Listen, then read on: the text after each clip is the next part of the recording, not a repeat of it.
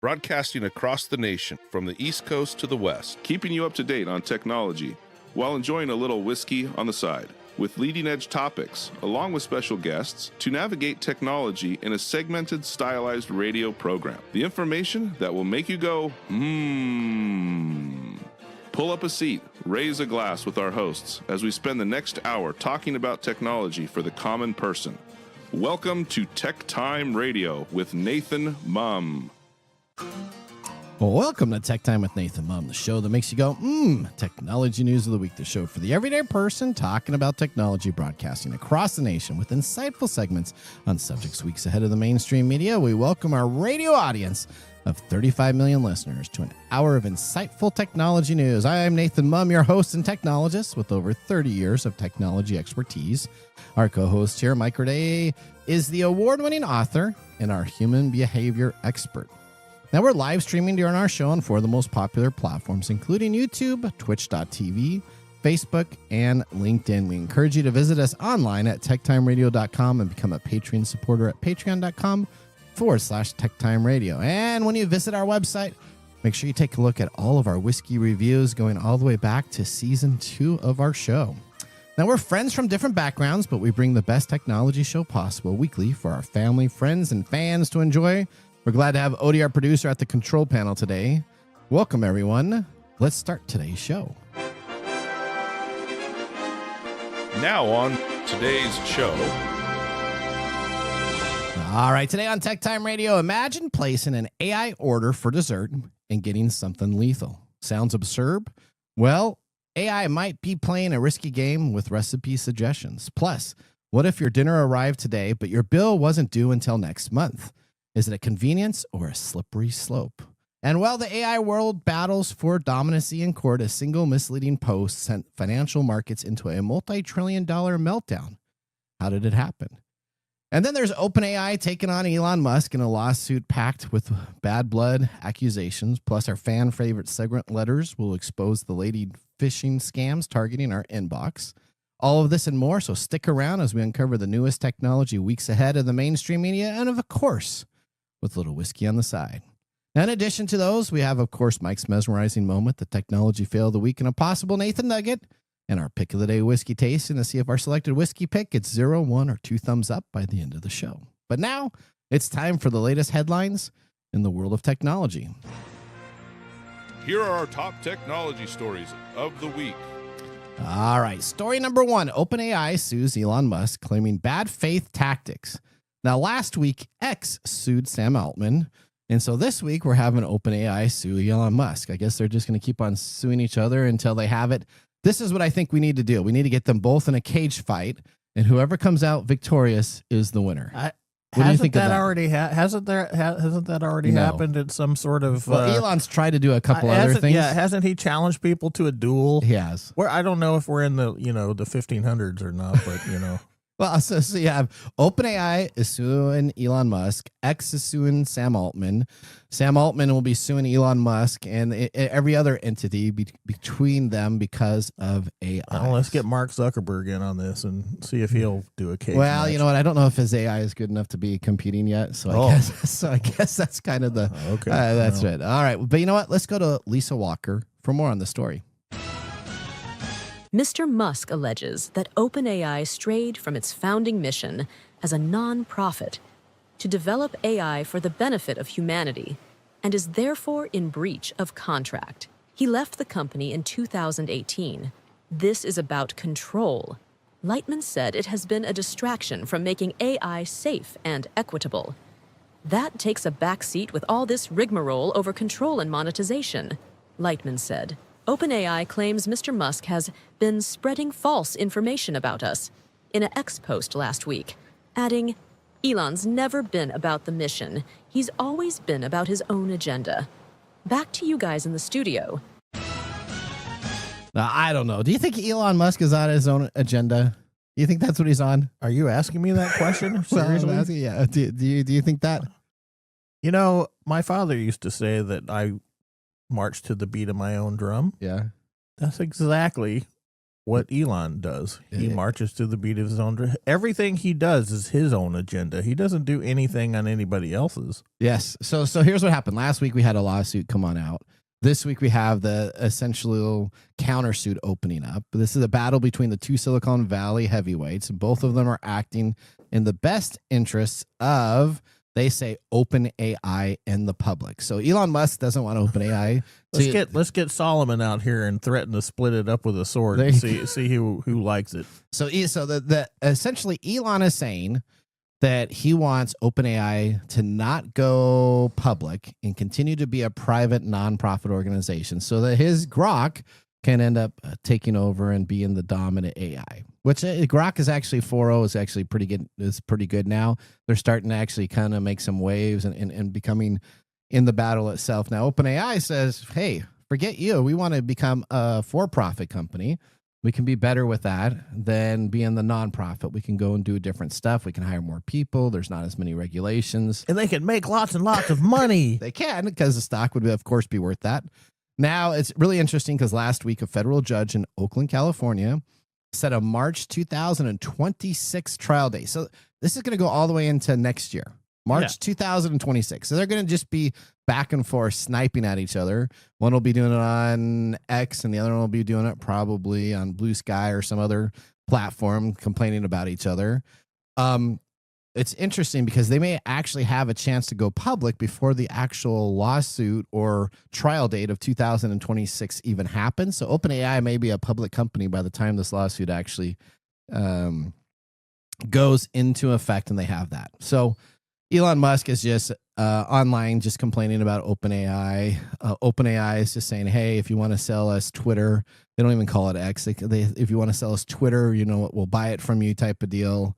Now, in February, we talked about that. Mr. Musk made an unsolicited bid for OpenAI to buy it for $97.4 billion, which Altman rejected and posted, no, thank you. But we'll buy Twitter for $9.74 billion. So this is actually the same number, move the decimal over type of deal. And so now we're in a battle. So this is going to be happening for quite a long time. These two AIs are going to keep on going against each other. Now, Elon Musk did help set up OpenAI as a nonprofit organization and did help fundraise for it as a nonprofit. So he does have some legs to stand on, but he's just kind of being a little greedy, in my opinion. And I think they should move on and go and do a cage match, and whoever wins owns the decision-making process. All right, let's go on to story number 2. That's all you got to say about that? Well, I mean, what else are we supposed to say? So I don't know. Sam Altman is my buddy now. I really like him, so I'm going to side with him until he goes crazy. But I used to like Elon Musk back in the day. Until he went crazy? Yeah, until he went. Well, he may have always been crazy, but at least he hit it at first. So Elon lives in 80s science fiction. He does. He lives there. He kind of lives in his own little area. That you know, I can't. You can't say much more about that. Can't say right? much more about that because if you look at everything he does, it's all based on what we grew up with in science fiction. Going to Mars, doing this AI electric stuff, cars, Terminator brain implants. Yeah, from the Matrix. So he watches a movie from Hollywood and says, "Hey, I'm going to actually develop that technology." So you know what he needs to do? He needs to work on a transporter. You know what? I want to transport from. Let's let him. Let's rein him in a little bit. He doesn't need to be going out. Get rid of the government stuff. Get him out of the government stuff. Just tell him he can work on a transporter. That's his big thing now. Just wait till he runs for president in like 4 years, and then Trump will try to run for president again too, and then they could just have it out. And never mind. Okay. All right. I don't know why that came up, but hey, you know, let's talk about. Trump is going to try to go for a third term. Okay, continuing on. Yeah. Okay. Let's talk about how AI creates lethal recipes for you. Okay. So a new AI app called RecipeNinja.ai, which was created by an entrepreneur named Tom Blomfield, has produced unusual recipes that include instructions for making cyanide ice cream, uranium bomb, and other lethal or gross recipes. Oh boy.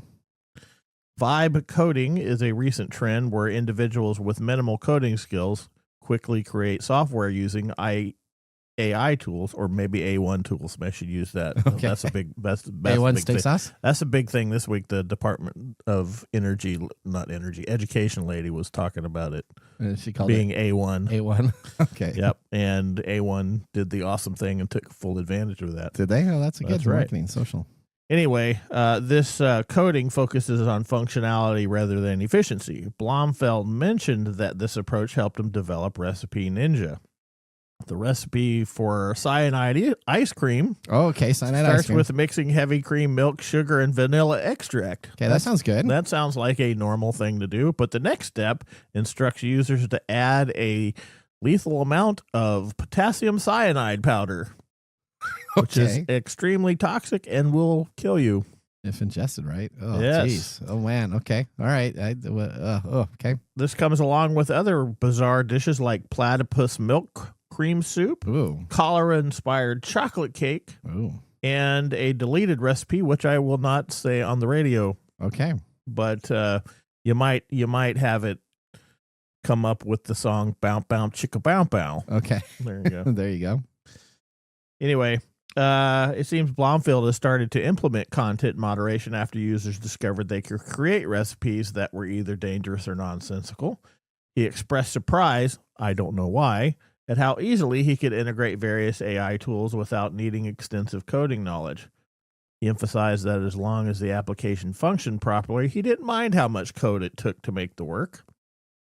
While having a voice-controlled recipe app sounds appealing, the lack of restriction on user-generated recipes led to the creation of dangerous and absurd options, which is how this always comes about when AI picks up on these weird things. And it's people always user-generated. Yeah, and people always go, and then it just gets a huge bump. So I almost think that sometimes this is done on purpose. But Well, maybe this is kind of like the tech equivalent of a leaked sex video for,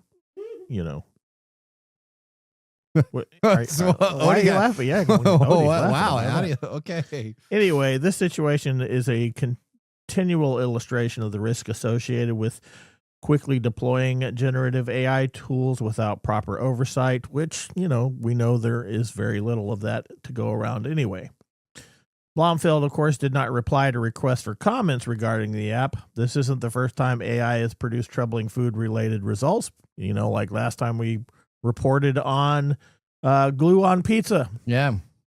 So what goes into somebody deciding to make this AI tool that does these type of items? I mean, clearly cyanide ice cream. I'm pretty sure he didn't start with this idea in mind.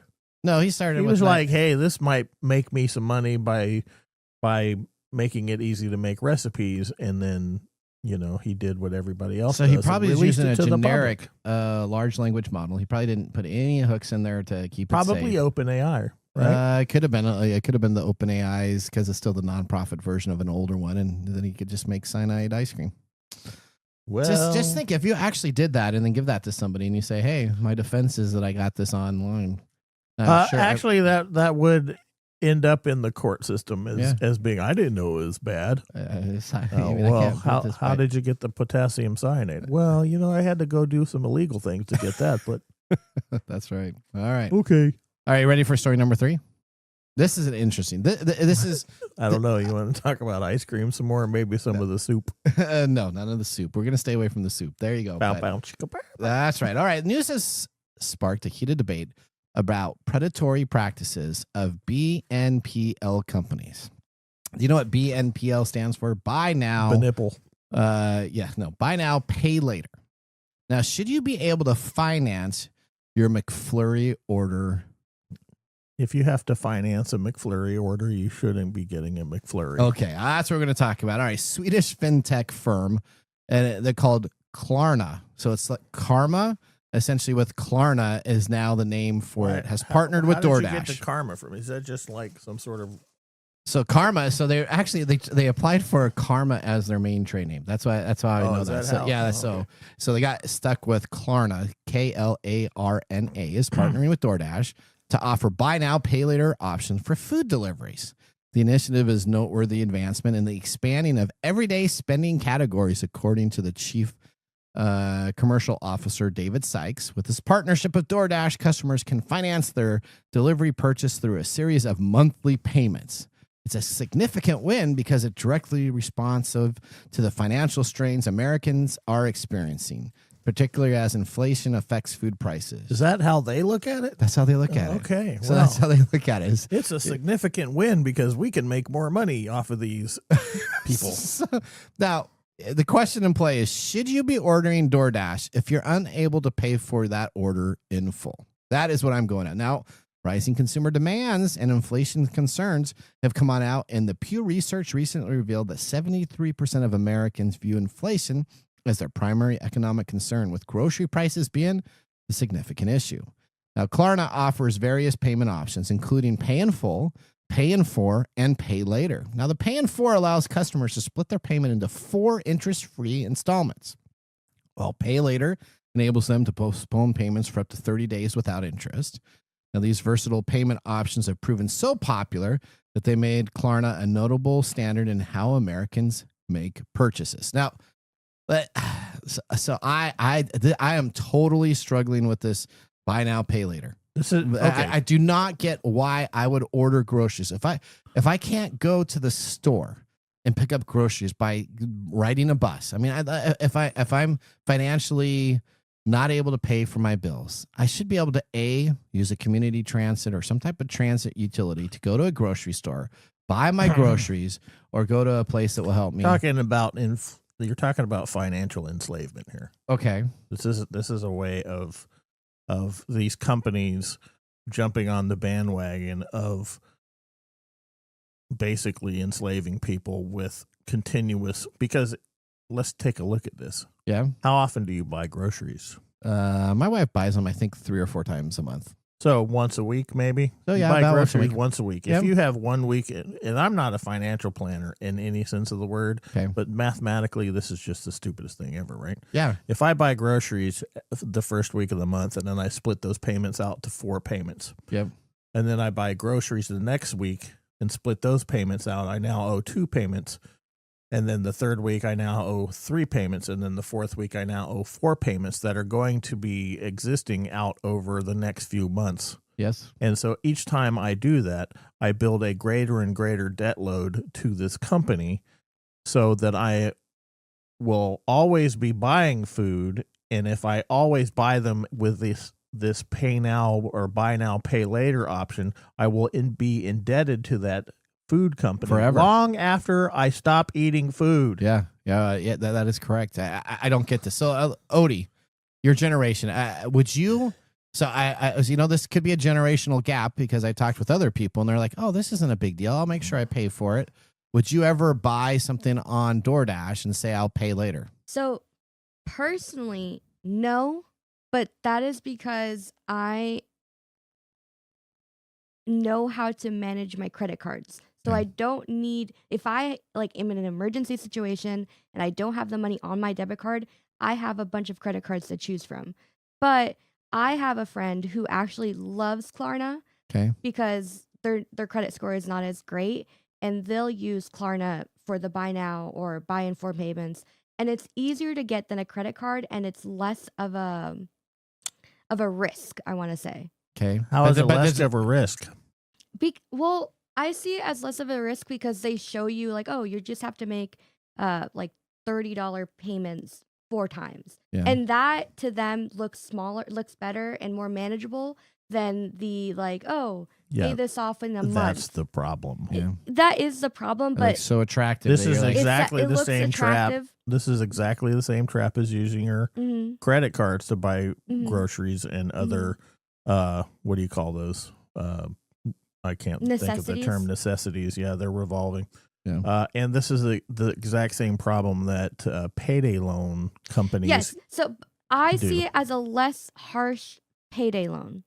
I haven't seen that people are constantly into the Klarna kind of thing for groceries. I've seen it for big events or concerts and stuff like that. That's what I've seen it being used for, or vacation. Okay. The everyday necessities is where I kind of okay. I see it as more like another credit option if you can't get a card. Yeah, I just don't know why I'd pay somebody to deliver me. I have to pay a delivery fee on DoorDash, and then I have to ideally tip the person because the person is doing it for a tip. So there's an additional cost, and then that also gets financed in there. So if I get up and I go and buy groceries myself, so I don't know how you could have a struggle with this. I mean, this is bad financials, and what it also does is, what we don't think about is encourages people to buy more stuff that they don't need. Yeah.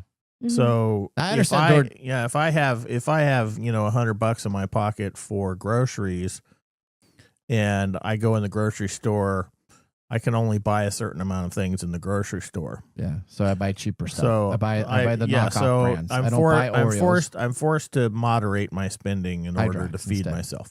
Right. Hydrox. Ugh.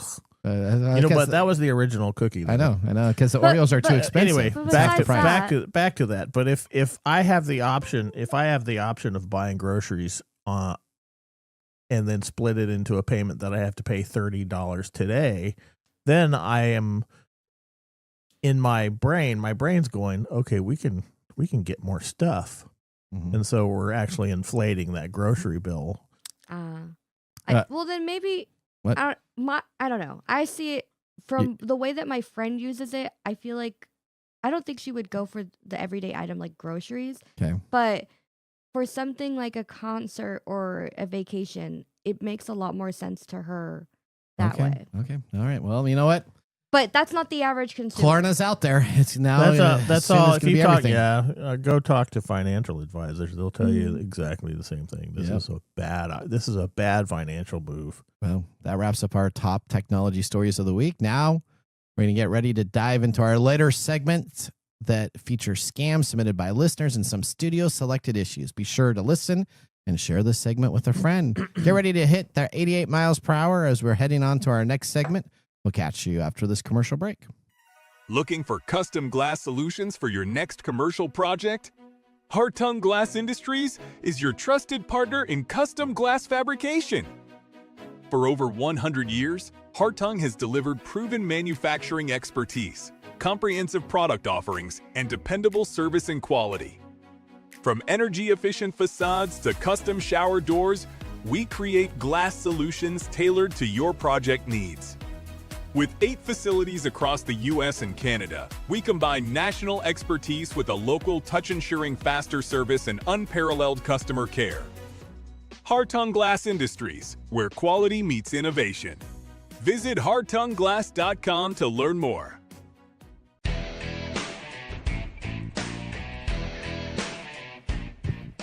All right. Welcome back to Tech Time with Nathan Mumm. Our weekly show covers the top technology subjects without any political agenda. We verify the facts, and we do it with a sense of humor in less than 60 minutes, and, of course, a little whiskey on the side.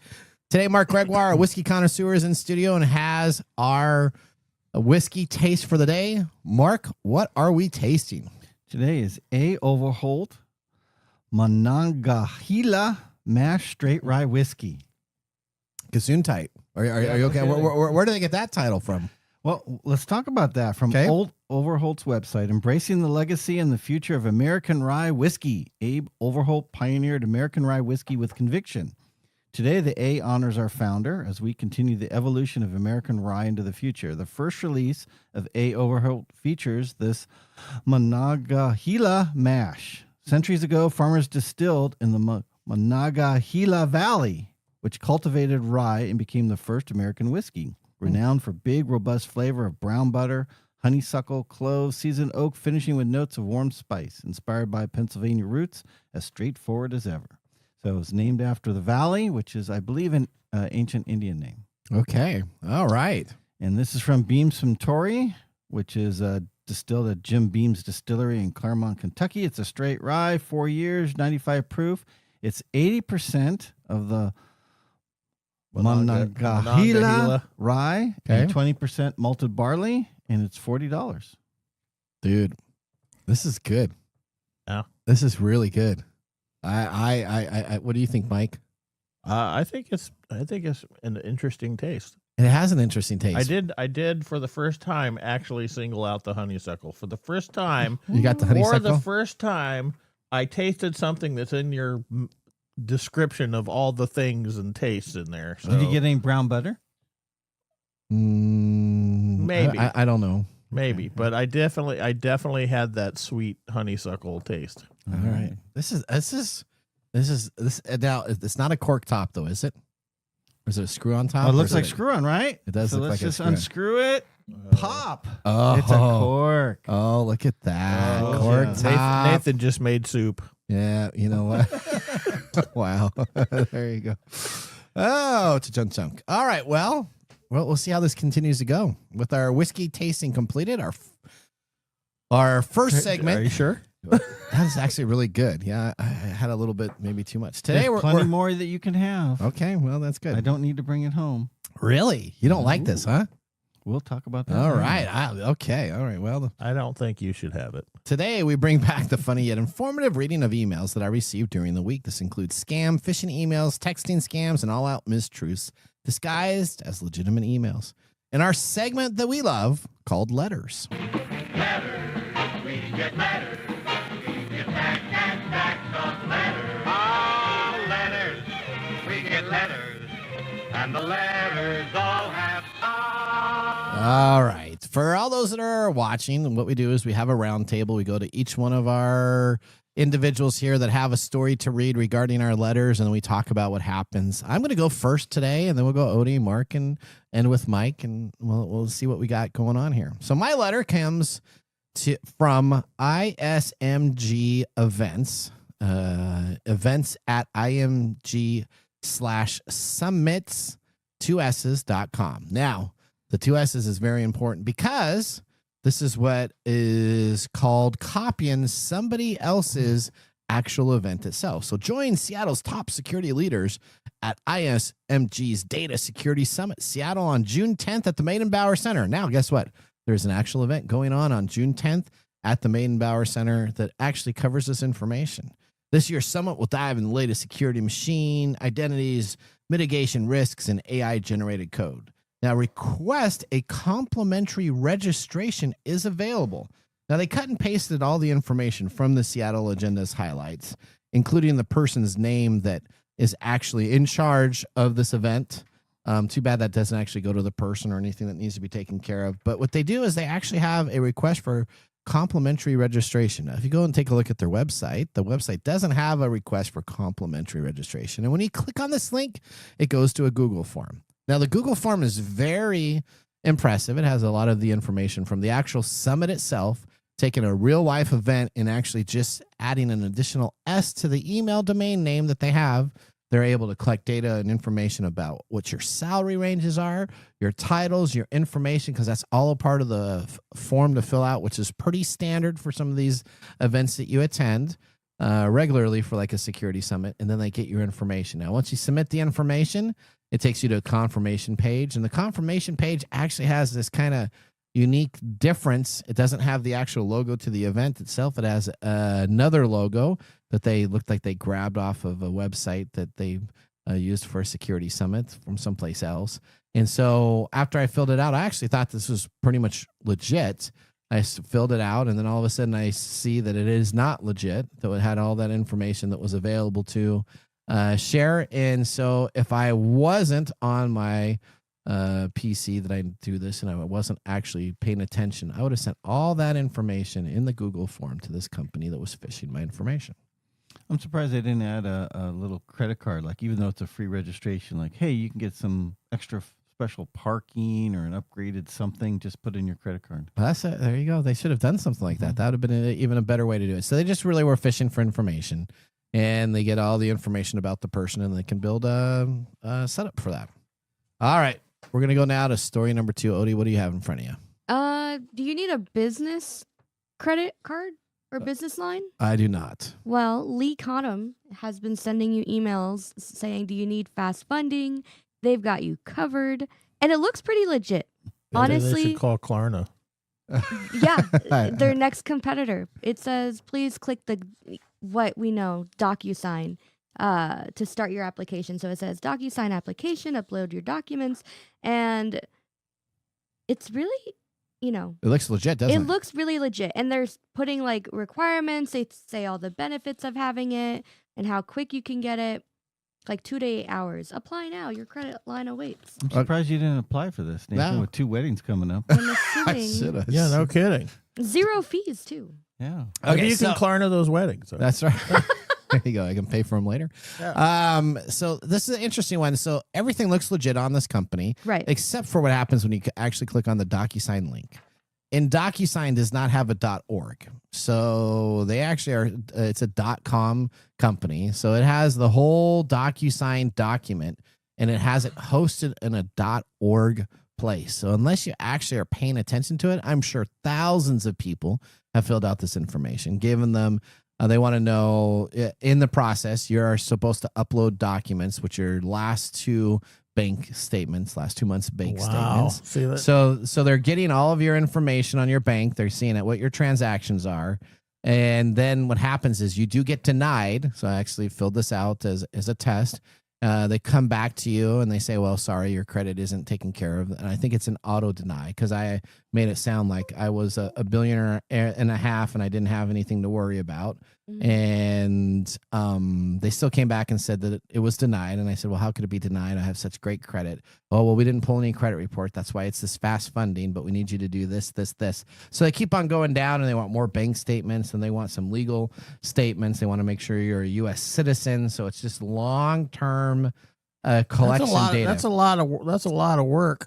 It is, and they do resell it on the dark web, and they're one of the premier locations for information. And now, let me just tell you, the dark web is becoming a competitive marketplace. So before, it used to be that you'd only find like information on 1 or 2 different places. Now there's a competition market on the dark web of where you get your information. Well, my information is less than 3 months old. My information is less than 6 months old, and mine may be $15 a user to get it, but I'm going to give you the most accurate. So you now have a competitive marketplace for thieves that are selling your data because they are getting so much data. Yeah, and all this crap works because human beings are too poor to pay attention. Yeah, that's right. I mean, if we look at the email, it says it's from Lee Cottam, so like an actual name, and it says apply at sandhconsultants.ccsend.com. That looks like a legit email. It doesn't have all those funky words and letter combinations. They're getting a lot more sophisticated. Yeah. But then the important thing to remember is if you're not actively looking to get a new line of credit, there's no reason why you should be receiving these emails. Yeah. And it's so what's really interesting is that a lot of these have tracking, and there's some new applications out there that are getting really good that you can attach to your email that will show you if there's a tracking token on this. So they want to see if I click on this, and then once I click on it, how long it goes from here and there. So they're getting pretty sophisticated. So you gotta apply old guy tactics to this. And what is that? Just don't ignore all your emails. Ignore all of them. All of them. All of them are bad? Yes, all emails. Okay. In fact, don't even open up an email. Just don't. just Before I do my story, I do have a question, Nathan, for you on this. So with the competition on the dark web for the marketplaces, how is your marketplace doing? I don't have a marketplace, but I don't have a marketplace of information. But I do go and take a look see what they have about me, and so sometimes they have some pretty good information. I'll be honest, they have some really good. They go and take a look at my LinkedIn stuff. Somebody's doing a pretty good job of keeping up to date. So I'll pay $15 every once in a while to do that. Do you know you can do this in the social media world by just going into Google? And there's a way that you can actually search for keywords that get announced out in the press or in major email addresses. So you can actually go on in there and do a search for your Google keywords. And then anytime there's an email or a big press release that comes on out, you can actually get alerted to that with Google Alerts. So there are companies that scrub your information from the internet. Yes. Do those work?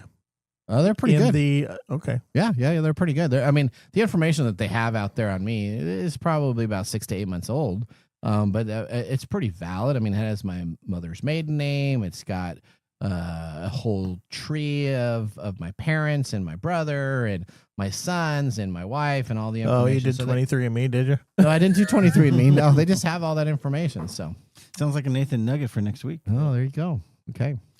Well, I have a throwback one. Okay. This is one that our generation used to get all the time, and maybe it's new for the younger generation, but it's Roundup claims. So it's a Roundup lawsuit. If you've been suffering from cancer or being exposed to Roundup, please click here. You're due to financial complications. That was a real case. Yeah. So it was. Now, did you realize that case has already been taken care of? Though, Yeah, right? it's been taken care of for a while now. So I don't know where this new case came on up because it doesn't actually exist. But tell me more about your email there, Mark.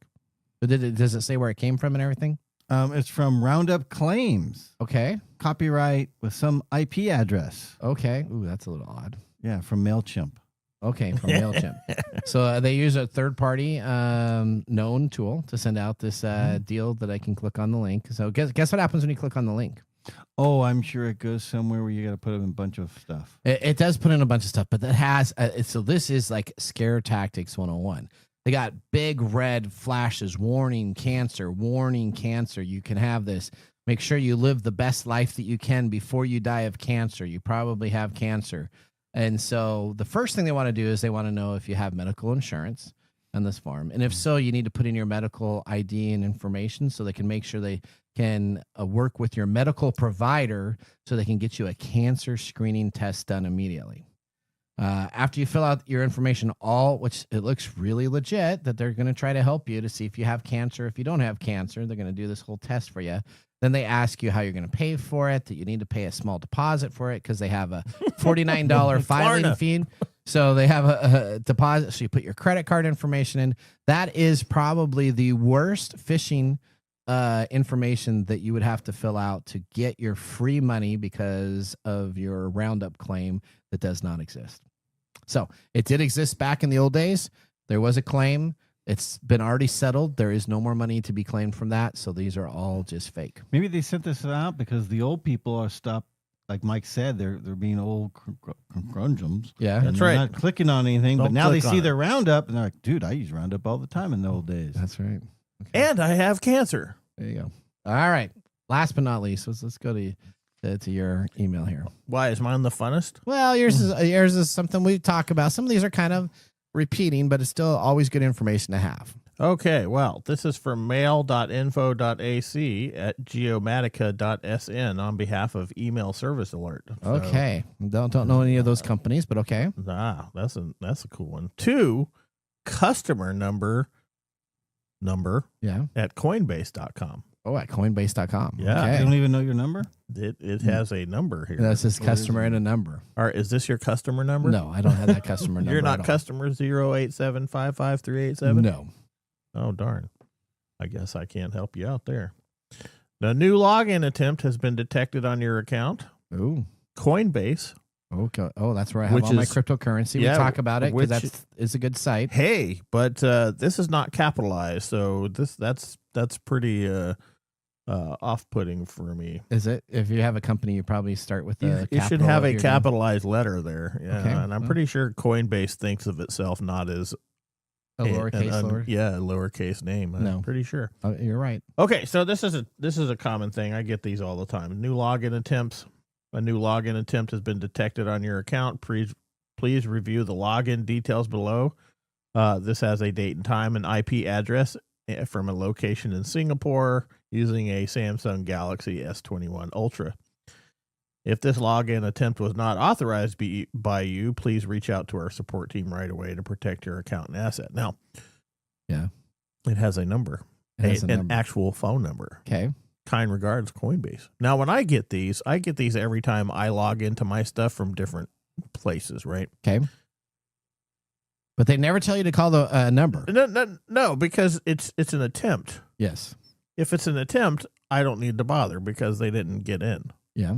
If it's me, I know because I have to do my, what is it? 2-step, 3-step, 8-step, 2-factor authentication. 8-factor authentication where I have to open up 50 million bajillion little apps and click on things. And That's good for you. Yep. yeah, that's really good. This is another one aimed at the older generation. Yeah. Odie, would anybody in your generation pick up the phone and actually make a phone call? No, Yeah. never. Chatbots away. Yeah. Okay. All right. So, did you call the number? I did not call the number. Why not? I did not on the customer support line number because most of the time that they're taken care of. What I was just trying to do. Let's call them right now. Call them right now. We have the technology to do that. But we have to be careful because if they actually come on the line and we're not telling them we're recording them, then we'll get in trouble. So what? You have to tell them you're They're recording. literally performing a scam. Why won't they? Well, have you ever seen the Washington state law for making sure you're recording? Well, all we have to do is, hey, we got your thing. We're doing a radio show here. And we want to do that. You know what? Next time we do letters, I will hook it up so that we can actually call them live. Yeah, maybe we should. Okay. All right. Let's do that. All right. Don't just ignore your emails. Ignore your emails. Okay, so this is the funny thing about all the stuff that we talk about. Yeah. Right? Yeah. It's exactly like we did in the early 90s. Yeah. Ignore your emails. Write down your passwords on a notebook. Yeah. Don't click on pop-ups. Okay. Because you know what happens there. That takes you someplace else. Mm-hmm. Okay. This is all the stuff we used to do and don't listen to AI? And don't listen to AI. But what if I want to make a nice ice cream sandwich? Hey, that better be the best ice cream sandwich you've ever had. Okay. Because it'll be your last ever. All right. Well, that was our letter segment. We thank everybody for listening to that. Hopefully you found that informational. Remember, don't click on a link if you don't know where it's from. Just delete the email. If somebody really needs to get a hold of you, they'll figure out a way to get a hold of you either through snail mail or actually getting in touch with you. All right. Well, that ends up our segment. Now we're moving on to Mike's mesmerizing moment. Welcome to Mike's mesmerizing moment. What does Mike have to say today? All right, we talked a little bit about it, but I'm going to do the same question here. We're now the threshold of the buy now, pay later, BNPL. Now, I remember going to Kmart back in the olden days and doing layaway. Does anybody remember layaway and what layaway was about? Yeah. Okay.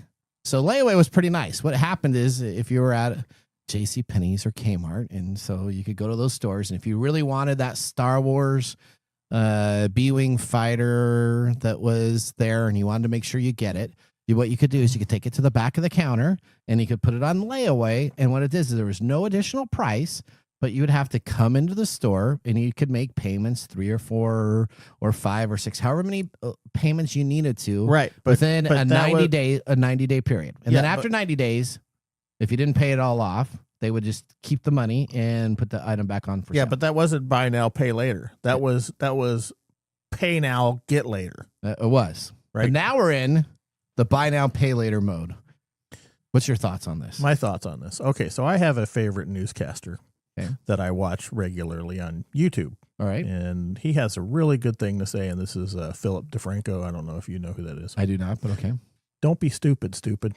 Okay, that's what he says. Yeah, don't be stupid, stupid. Okay. This is not a good thing.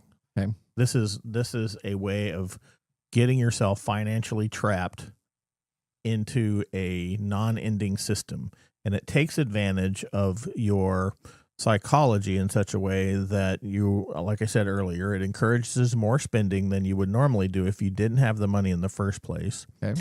It places you into a system which you are likely to keep spending in order to keep getting what you want. Okay. And then it keeps you on the financial hook just like credit cards do.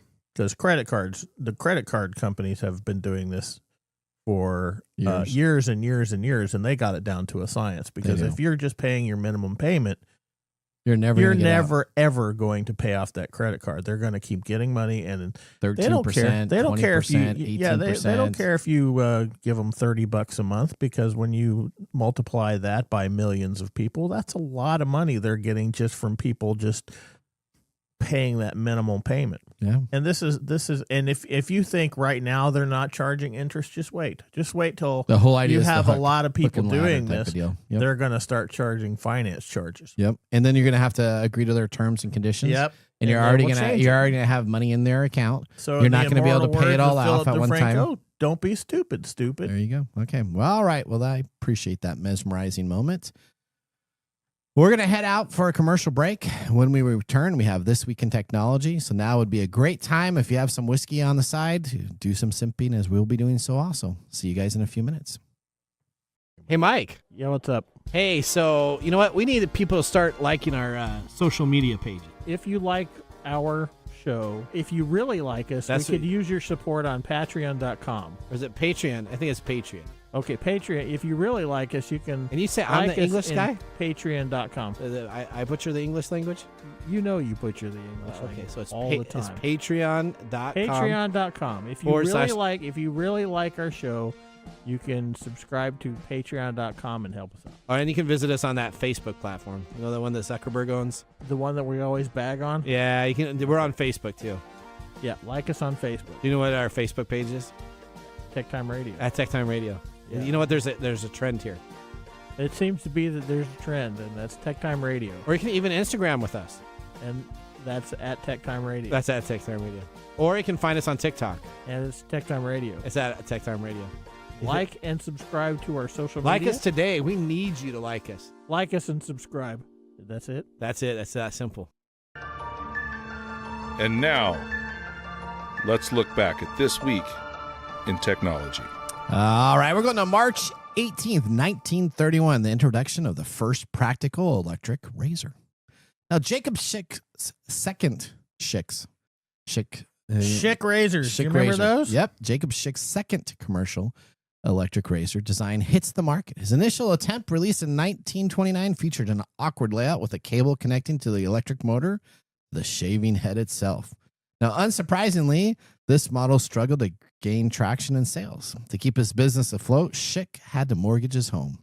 The new design improved, though, as upon placing the motor inside the shaving head, significantly enhancing the convenience. Despite launching during the Great Depression, Schick's successfully sold 3,000 units that year for $25 each, about $400 in today's market, and reached 1.5 million sales by the end of 1937, thus pioneering the electric razor industry. Now, are you an electric razor guy or are you a manual razor guy? I use an electric razor nowadays. Okay, same. I just don't have enough going on that you need to worry about anything else. Yeah, and plus, if you use manual razors, they are ultra expensive. It does get expensive, and I always end up cutting myself. Just what's funny? What's that? I swear, one of the funniest things that is happening in my lifetime. Yep. We are going back to the way things used to be in order to save money. So now you can get online and you can get these old shavers that don't cost that much. And they're exactly the same things my grandfather used to shave with. Yeah, you buy like the straight line. Yeah, you buy the blades and you manually stick it in this razor and you use it, and you get the blades now for pennies on the dollar instead of $80 on the dollar. Yep.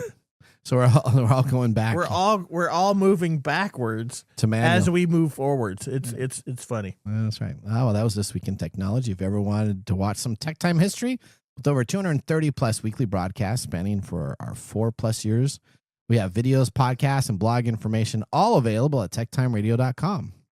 Now we're going to take a commercial break. When we return, we have Mark's Mumble Whiskey Review. See you after this break. Hello, my name is Arthur, and my life's work is connecting people with coffee. Story Coffee is a small batch specialty coffee company that uses technology to connect people to each product resource, which allows farmers to unlock their economic freedom. Try our Medium Roast Founder Series coffee, which is an exotic bourbon variety that is smooth, fresh, and elegant at storycoffee.com. That's STORI coffee.com. Today you can get your first bag free when you subscribe at storycoffee.com with code TechTime. That's STORI coffee.com. The segment we've been waiting all week for. Mark's Whiskey Mumble. Hey, you're dancing out over there. All right. Do you think old boy over here was a little off the mark there? He's been drinking a little bit, so we just did a time warp. It is really April 15th, not March 18th, buddy. Okay, well, somebody forgot to update their script from a month ago. No, I saw it there, and you know what? It was March. My bad. Okay, well, sorry. But what are we celebrating today on April 15th? We're celebrating not tax day. No. I celebrate tax day every year. Oh, do you? Talking to that, Mike, today is your day. I've been picking on Nathan, but today is your day. All right. What is it? Why is it my day? What is it? It's National That Sucks Day. Oh, that's every day.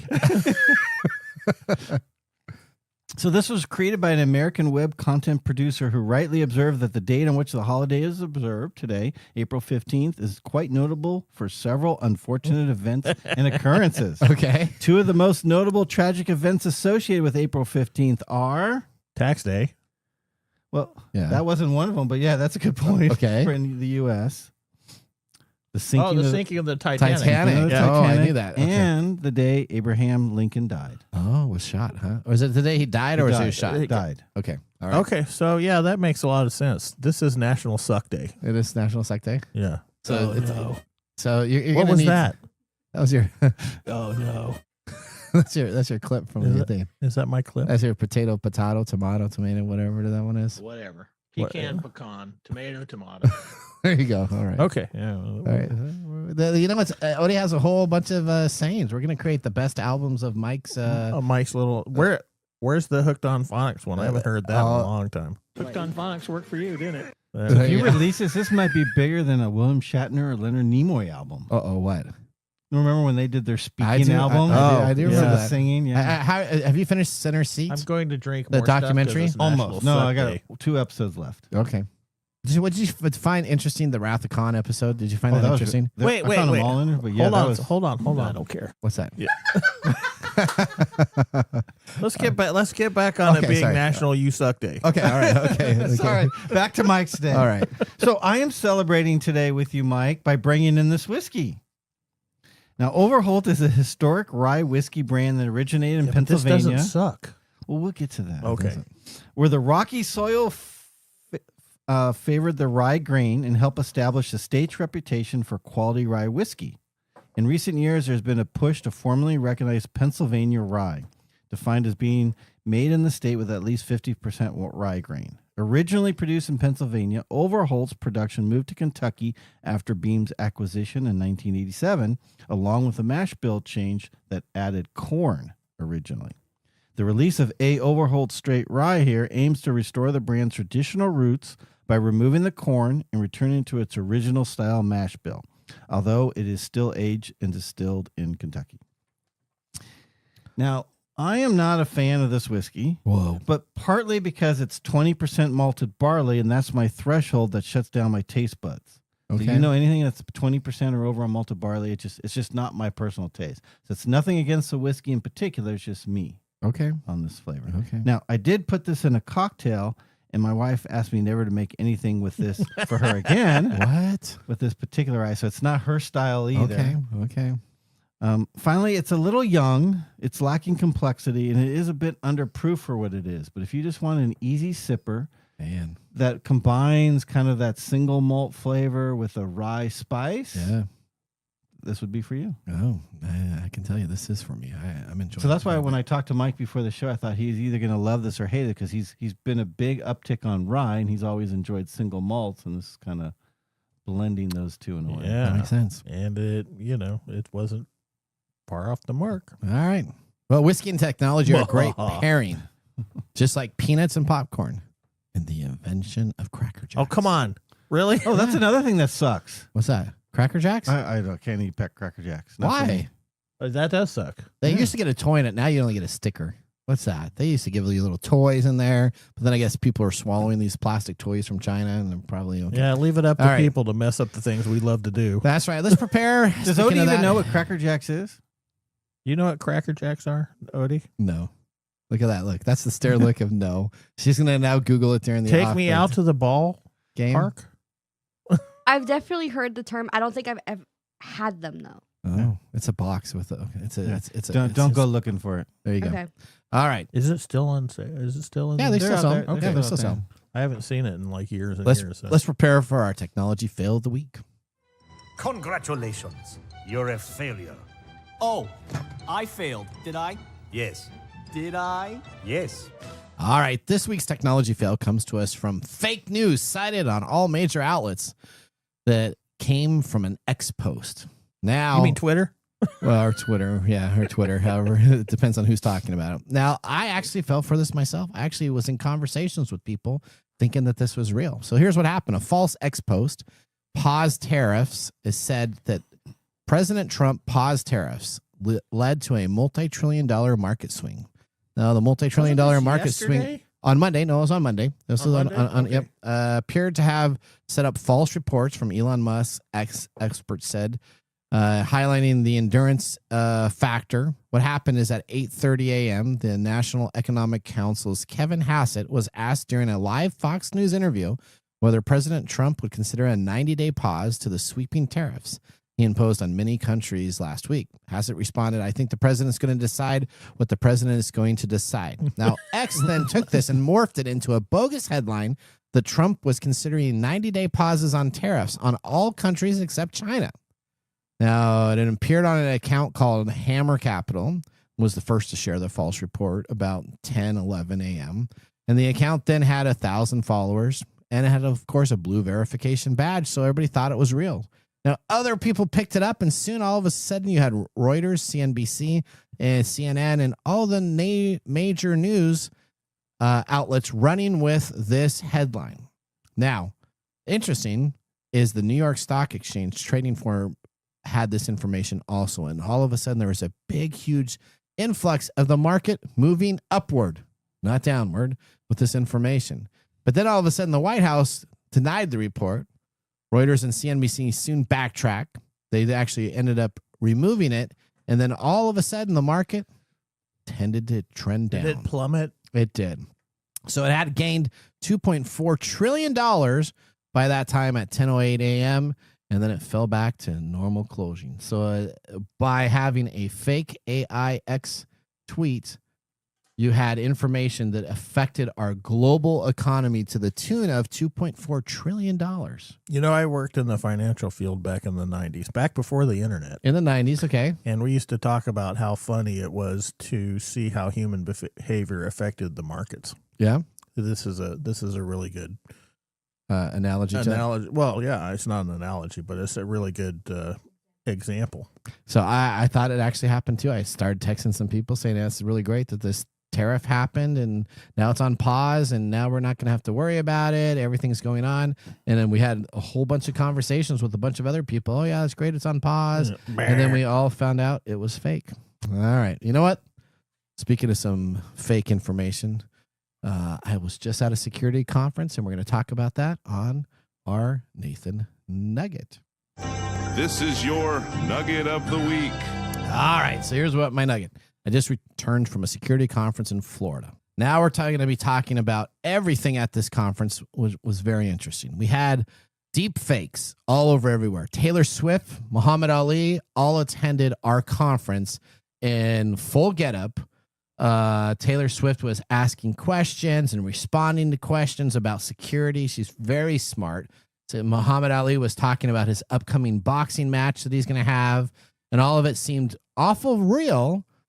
Except for Muhammad Ali is no longer around and Taylor Swift did not join us. These were all done by real live action AI taking and morphing in information that was out there with somebody behind the main stage listening to the questions and relating to the organization that was there. It was it's called Know Before KB4 Con event that I was at, and it looked so live that you would not think it was fake. All right, I'm going to put you on the hot seat again. Yep. We talk about this stuff all the time, and you're always like, AI is so awesome. AI is so this and so that.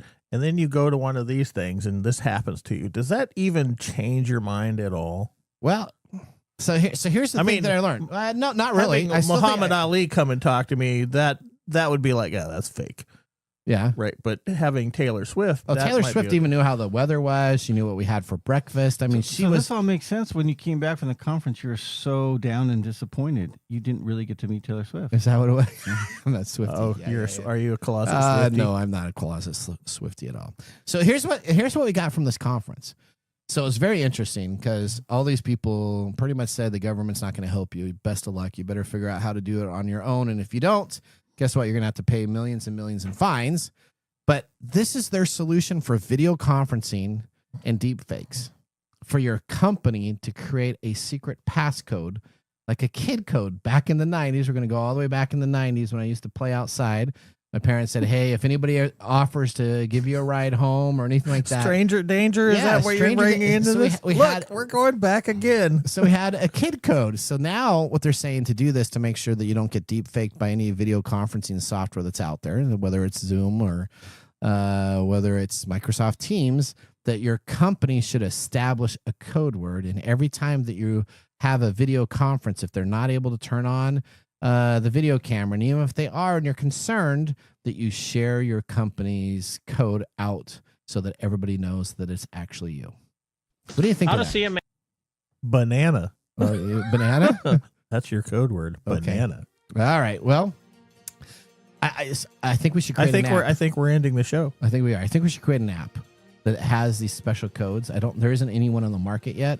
And I was just thinking there the whole time, we should create an app. Your whole company. What, to give you a safe word? Yes, you all have a safe word, and then you can and have it like a 2-factor authentication. Add it to Mike's. I'll be platypus soup. Okay, platypus soup. I won't. I won't You're not be gonna the be other the, soup. You're not going to be the other soup. No, I'm not going to be. Yeah, because Mike's cyanide. That's right. Okay, there we go. Our pick of the day. What are you guys going to say? What do we have here? Oh, this is definitely a thumbs up for me. Oh, a thumbs up for you? Yeah. I'm going to say definitely a thumbs up. What are we tasting again, Mark? Oh my goodness! This is A. Overholt Monongahela mashed straight rye whiskey from Jim Beam. 4 years, 95 proof, $40. Okay. All right. Yeah, absolutely thumbs up. I think that's fantastic. I like the flavor profile. I did too. For $40, yeah, that's just like the cost. I may move that on my second shelf, not the top shelf. But yours is the cost and the whole. You see my cool Travelers is up there on my shelf. That's on my cap. second shelf. You need to let Whiskey Chris know that I put it up on my second level shelf. All right. For all of us here at TechTime Radio, remember the science of tomorrow starts with the technology of today. See you next week. Bye-bye. Thanks for joining us on TechTime Radio. We hope that you had a chance to have that moment today in technology. The fun doesn't stop there. We recommend that you go to techtimeradio.com and join our fan list for the most important aspect of staying connected and winning some really great monthly prizes. We also have a few other ways to stay connected, including subscribing to our podcast on any podcast service, from Apple to Google and everything in between. We're also on YouTube, so check us out on youtube.com/TechTimeRadio, all one word. We hope you enjoyed the show as much as we did making it for you. From all of us at TechTime Radio, remember, mum's the word.